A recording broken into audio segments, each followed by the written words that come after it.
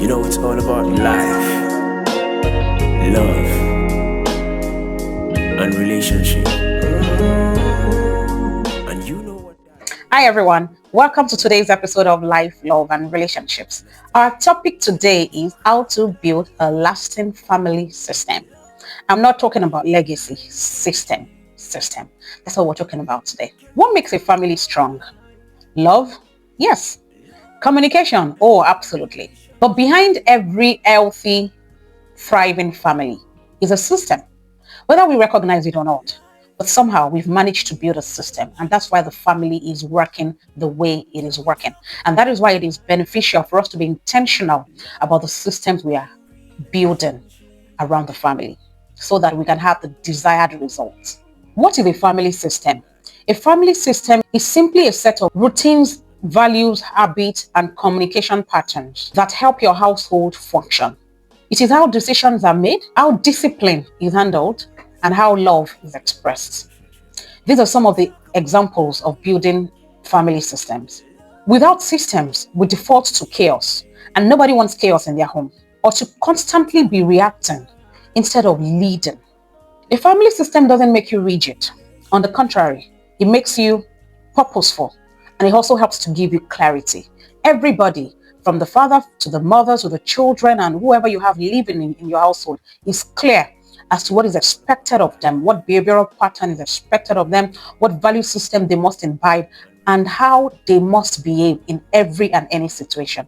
Here are the 5 core pillars of a functional family system. Let's break it down this way. 1. Shared values.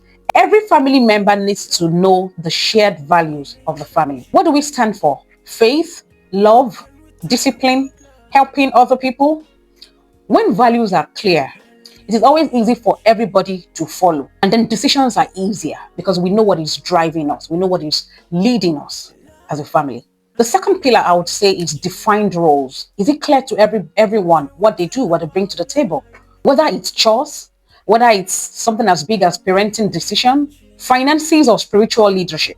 Clarity reduces resentment and confusion. When you have clarity, everybody knows what to do, what is expected of them per time.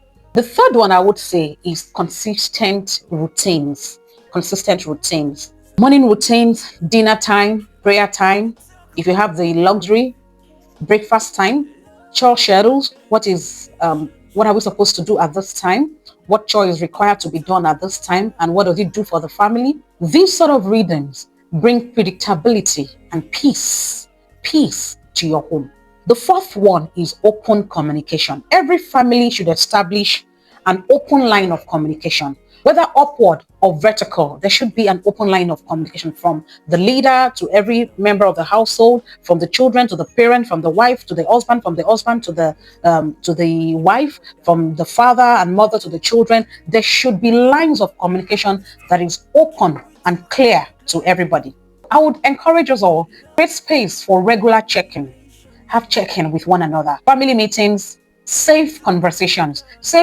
Encourage your children especially to have safe conversations with you. Let them know that there is always a line of communication open to daddy, to mommy, to both of you, to their siblings, to everybody at every point in time. Let every voice be heard. Every voice be heard in the home, especially the quiet ones. If you need to ginger them to express themselves, please do.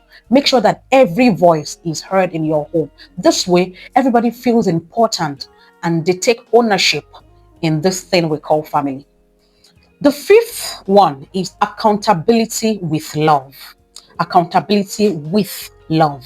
Discipline is necessary. Discipline is very necessary, but how it is done can even be more important. Discipline with connection builds trust. So for instance, I'll say when I want to discipline any of my children, I always ask them, what have you done? They say it. Why did you do it? Did you know that you were not supposed to do it? Were you aware that if you did it, this is what would happen? So there's that. I try to connect what they've done with our values in the family and let them and ask them if they are aware that what they have done does not align with our value system. So it is very important for us to establish that line of connection even when we are trying to discipline. because discipline with connection builds trust. It actually helps children to feel safe because they know that we are building something, we are up to something, this is where we are going. This correction is necessary to put us in order. Discipline without connection, what does it do? It builds rebellion, and we don't want rebellion in our home. It's also important we know what breaks a family system. And here are a few things that I believe breaks a family system. Lack of consistency, inability for the two parents to align. Both father and mother must always align. As far as the children goes, they must see that you both are aligned in what you want to do with them, what you want to do for them, and how you're communicating these things. That thing that breaks family systems, I believe, is unclear expectation. When family members do not know what is expected of them, of course, they don't know what to do. They won't know how to feed into that family system. The fourth thing is emotional disconnection. So we owe it, particularly at the leadership level, when it comes to the father, you owe it to ensure that everybody is connected. And part of the thing that can help this, that can help us to avoid emotional disconnection is to ensure that it is clear to everybody the different open lines of communication on different areas of life. Let your children, let your wife, even the husband, let everybody know that they can come to you, to have a conversation whenever it is needed. We don't need to wait for official time like the dinner time, like prayer time, before you have a conversation. Let your children, let your wife, let your husband, let your mother, let your father know how you feel. Send text messages. Thankfully now we are an era of endless electronic communication. You can send a text message, a WhatsApp message, just let them know that you would like to speak to them, and then they can create time to hear what you want to say. But always see yourself as an important part of the family. And at parental levels, father, mother, let your children know that they are an integral part of the family. And the last one, but not the least, which is the fifth one of some of the things that can break a family system, is avoiding hard conversations. And this we used to do so well in Africa. I thank God that the narrative is now changing. But let's not avoid it may be uncomfortable, but please let's not avoid hard conversations, because those hard conversations are the ones that end up shaping us in more ways than we can ever imagine. Yes, some conversations are uncomfortable. You would rather avoid them because nobody wants to be confrontational. But if you must move forward from certain experiences as a family, if you must truly connect, those conversations must be hard. Please do not avoid hard conversations. Do not avoid it. When you create room for those difficult conversations to be had, it helps to build systems around your family. Know that you cannot fix what you're not willing to face. You're thinking it, but you think by itself it will fix itself. It never happens that way. You just create a lot of uncertainty. You create a lot of ambiguity, unnecessary ambiguity in the home, and it leads to a lot of confusion. So remember, like I said, you cannot fix what you do not want to face, but you must face it in a way that everybody is comfortable to come to the table and have honest and loving conversations, regardless of how uncomfortable it may be.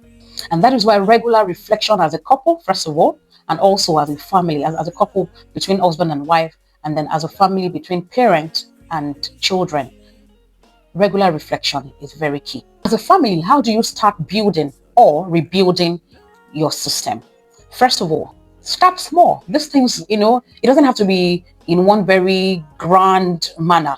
Start really small. Sit with your spouse and ask questions. Sit with your children and ask questions. Before you meet with the children, I want to clearly state this. It is important for you to be aligned as father, as mother. So sit with your wife, sit with your husband, and know what you're taking to the children. Ask questions like, what's working in our home? What do you think? What do we do as a family that you love, that we all love, that we enjoy? What is that thing that stresses us as a family? Those things you do not like in this family. Have those level of heart-to-heart conversations as a family. What don't you like? What are we doing well? What could we do better? What are those things you do not like and you would love to stop? Sometimes children can take advantage of situations like this, but it also gives you, whatever they say, it also gives you room to explain why those things must be done and they have to do it. Once children understand why this, don't underestimate children that maybe they are too little to understand. Keep explaining to them. Once they understand why they must do this thing, you would realize what I found out is they would even be the ones to come to you and say, "Oh, mommy, daddy, we haven't done this. So you said we should do this." It gets to a point now that they are the ones now carrying that family system, even at times when you do not have time for it. They are, because you've sold them that vision, you've sold them that system, so they are the ones carrying it forward and helping to ensure that these systems are followed. I would also like to talk about God's role in the family. He created the family. The idea of the entire universe was built on the system family. He created Adam, and God, in his wisdom, thought it that it is not good for a man to be alone. He brought Eve to Adam. So the whole idea of family is God's. His role is the creator of it. And how best to understand this than to go to the person who created the very idea? A very functional family system isn't just practical, it is spiritual. Psalm 127 verse 1 says, "Unless the Lord builds the house, the builder labors in vain." So it is paramount that you allow God's wisdom to guide your family system. And his wisdom can be seen in the letters of the Bible. How does he want us to live our lives? Invite God into your routines, your celebrations, your conversations, whatever you do as a family. Make God the Alpha and Omega. Family systems don't remove problems, but they give you a system to face the problems together with unity, grace, and clarity. So here's a challenge for you. Choose one system to strengthen this week, and then come back and let me know how it goes. So thank you for listening to today's episode of Life, Love, and Relationship. I do hope I have served you well today. It's always a pleasure serving you with all my love. See you next week. Love and relationship.